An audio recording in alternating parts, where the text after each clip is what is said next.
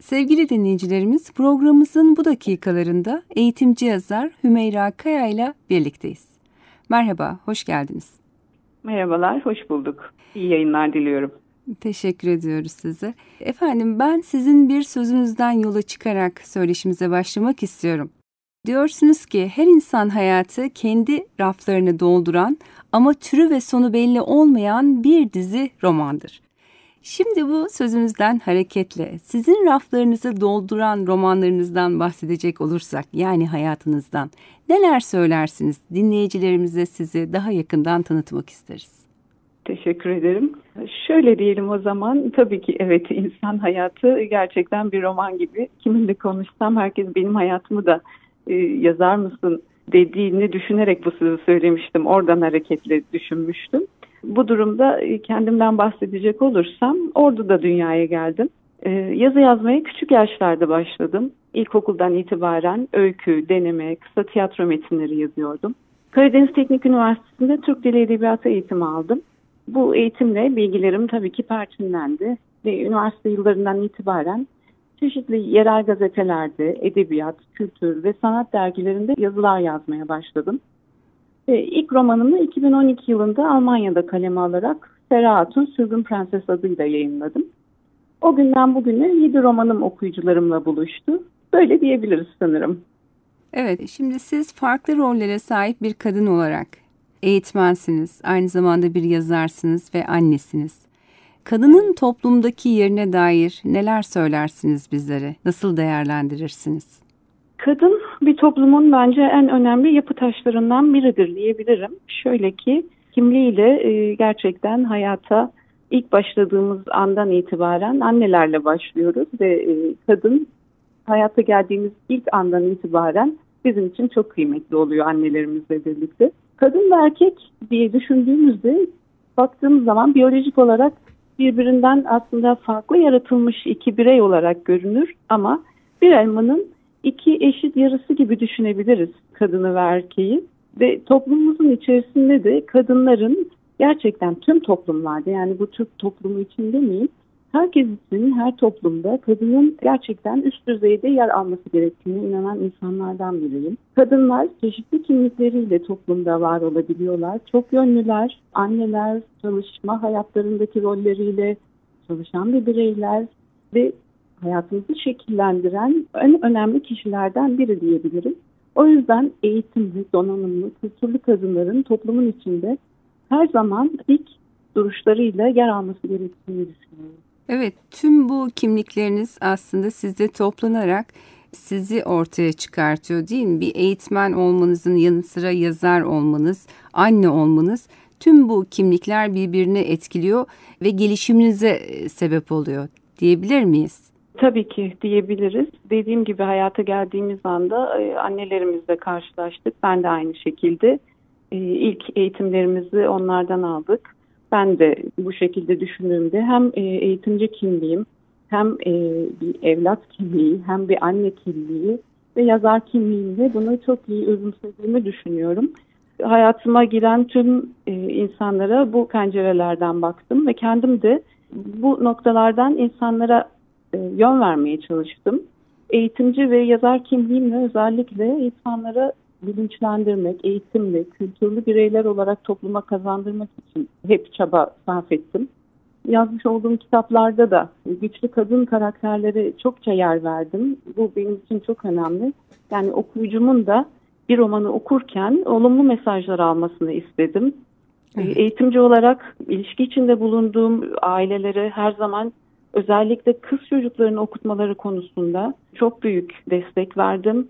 Topluma yapı taşları olan kızların her zaman eğitimli bireyler olması, erkek kız tabii ki fark etmez. Tüm bireyler gibi kadınların da bu hakka sahip olduğunu hep vurguladım.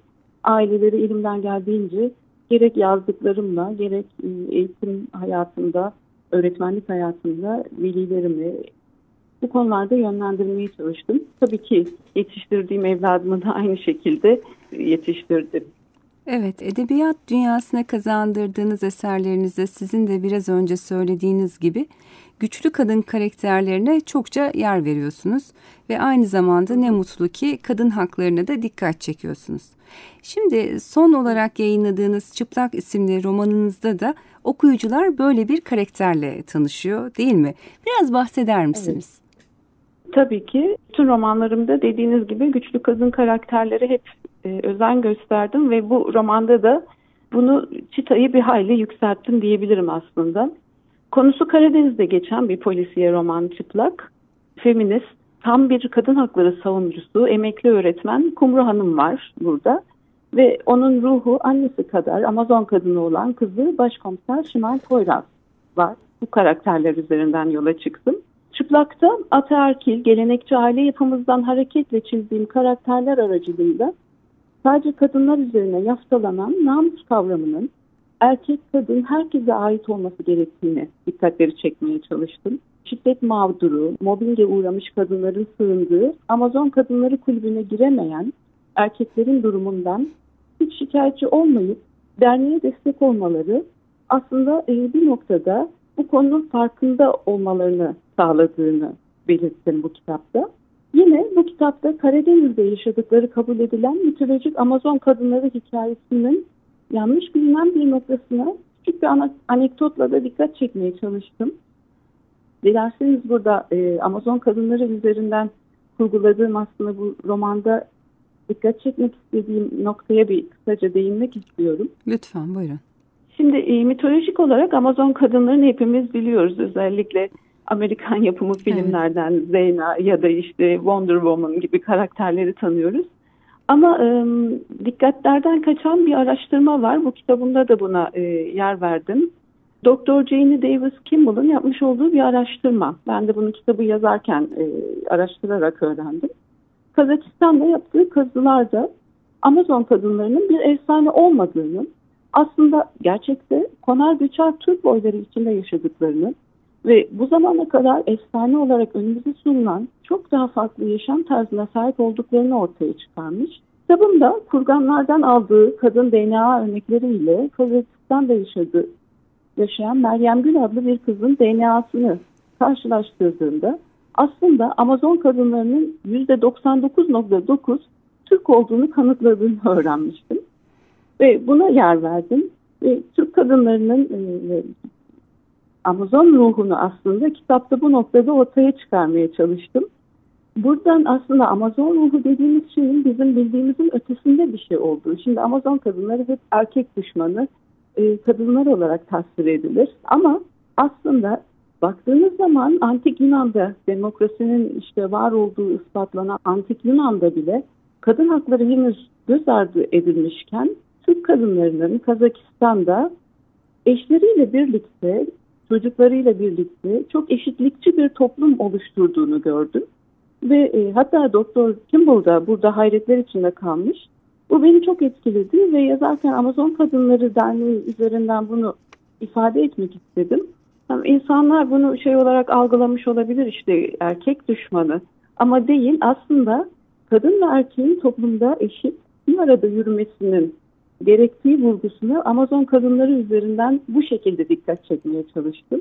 Bu kitapta benim için bu noktada kadın haklarının savunucusu olan Kumru Hanım ve Başkomiser Şimal Poyraz üzerinden anlatmaya çalıştım.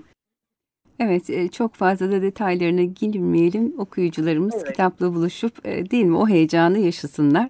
Evet. Şimdi toplum dinamikleri açısından kadın erkek eşitliğine dair neler söylemek istersiniz birkaç cümleyle? İlk sözlerimde de aslında belirttiğim gibi kadın erkek bana göre bir elmanın iki yarısı gibi. Biyolojik olarak belki farklı yaratılmış olabiliriz ama haklar itibariyle kadın ve erkeğin gerçekten omuz omuza yürümesi gerektiğine inanıyorum bir toplumda. Günümüz toplumlarında bu tam olarak başarılmış değil ne yazık ki. Türk toplumu ya da yabancı ülkelerin toplumlarında da aynı şekilde. Sadece belki birinde biraz daha fazla haklara sahip, birinde biraz daha az. Ama tarihe baktığımızda Mustafa Kemal Atatürk'ün bize vermiş olduğu haklarla birlikte Cumhuriyet'in ilanının 99. yılını yaşadığımız şu günlerde baktığımızda gerçekten Türk kadınları olarak çok şanslı olduğumuzu düşünüyorum. Ve bu hakları çok önceden belki de birçok Avrupa ülkesinden önce elde etmişiz. Bu yönden de çok şanslı olduğumuzu düşünüyorum. Ve kadın erkek eşitliği konusunda da ülkemizde de dünyada da kadın ve erkeğin daima omuz omuza yan yana yürümesi gerektiğine inanıyorum ve bu konuda da eğitimli bireylerin yetiştirilmesi gerektiğini düşünüyorum. Umarım böyle olur ve bundan sonra daha mutlu olur insanlar diye düşünüyorum. Evet, söyleşimizin yavaş yavaş sonuna yaklaşıyoruz Sayın Kaya. Karadeniz'de de Amazon kadın ifadesi sıkça kullanılır. Genellikle de mücadeleci, başarılı kadınlarımızdan bahsederken bu ifadeyi kullanırız. Ne mutlu ki bu ruha sahip kadınlarımız da gün geçtikçe çoğalıyor. Siz de bu ruha sahip kadınlarımızdan birisiniz. Buradan son olarak kadınlarımıza neler söylersiniz? Bence en çok okumaları gerektiğini söylüyorum. Kendilerine güvensinler, haklarını bilsinler. Mutlu bir toplum inşası için onlara çok büyük roller düştüğünü bilerek kendilerini iyi geliştirsinler.